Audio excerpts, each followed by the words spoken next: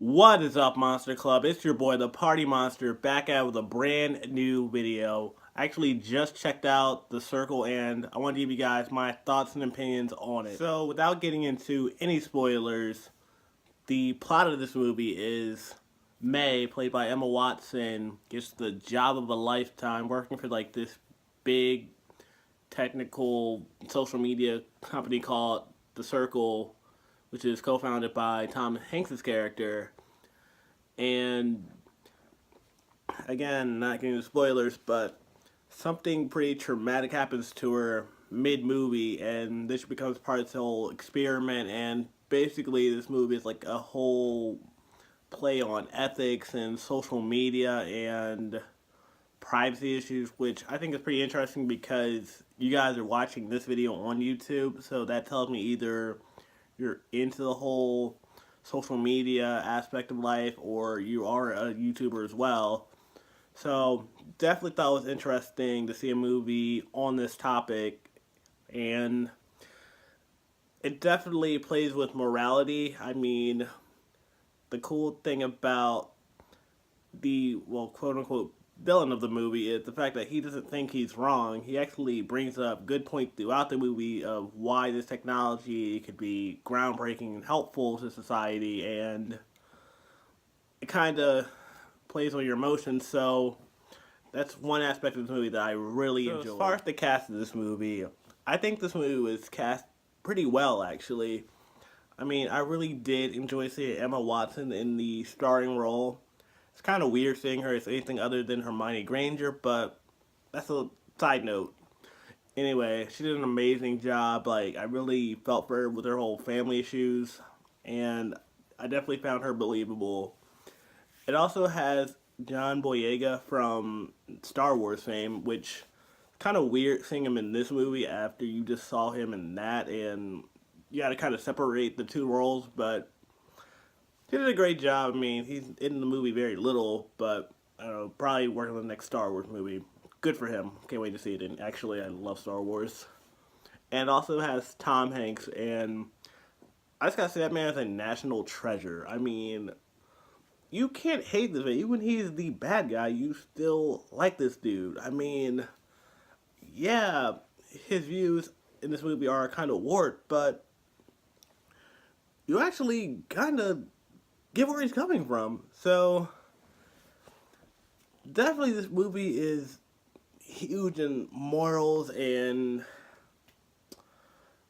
public views and privacy issues, and I haven't seen a movie in a while that made me like really think about this kind of stuff. And I think it's really dope that it's based on like Facebook and Instagram and Twitter and all the different social medias which people use every single day. And this movie, yeah, put a fictional touch on it, but it's definitely based on and around like real life issues, and technology might not be quite at the level where The Circle was, but it's getting closer and closer every single day. So this movie did an excellent job when it came to pacing. I mean, the director takes great time when it comes to building up this company that you're going to be learning about the entire movie. I mean, at first it sounds like a really great company. You're getting all the little intricacies. You're seeing them have casual Friday and concerts and all that cool stuff. And it slowly but surely, you see another side of the company. But it doesn't hit you over the head right away. It builds. And I love that attention to detail in movies. So this movie had a Beck cameo. That was so dope. I mean, that just made this movie cool in my book just because I'm a huge Beck fan. And I love the song Dream. So if you guys didn't know, The Circle is actually based on a book. And if you've seen the movie, you notice that there are some plot points that are omitted from the novel, which I kind of understand for pacing reasons and everything. But I definitely would have loved to have seen the whole Anna story play out more like it does in the novel than the movie itself. And the same with the Mercer character. He definitely has a whole different situation going on in the movie than from the book. Hopefully they put both in the DVD. So I'm actually really glad that this movie addressed something that I was thinking while I was watching it in theaters, because the whole logist of this company is that they make these little cameras that you can put anywhere. They're small, blah blah blah, and they can view all kinds of things. And at one point, the two main characters, Anna and May, sneak into the co-founder's office, and I'm like, if this guy invented cameras that he could put pretty much anywhere, wouldn't he have one in his office and be watching it at all times? And thankfully, they addressed that later in the movie, so kudos to them on that. The only thing I didn't like about this movie was the ending. I'm not going to spoil it for you, but to me, it just kind of fell flat. I mean, you're up and down this entire movie with all these different decisions that are made, and is that right or is this right? And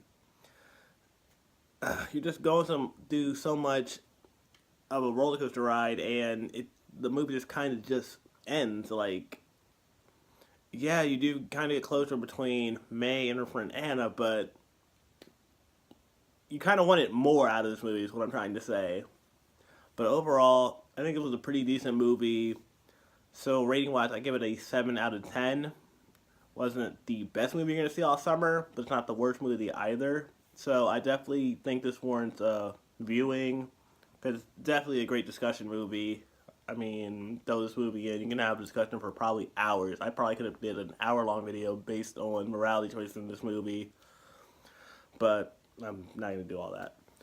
So, anywho, hope you guys enjoyed this video. Definitely hit that like button if you did, and definitely hit that subscribe button if you want to see more videos from me. Be sure to follow me on Twitter, PartyMonster1, and on Instagram, PartyMonster05. Until the next video, I'm the Party Monster. Party on. Peace.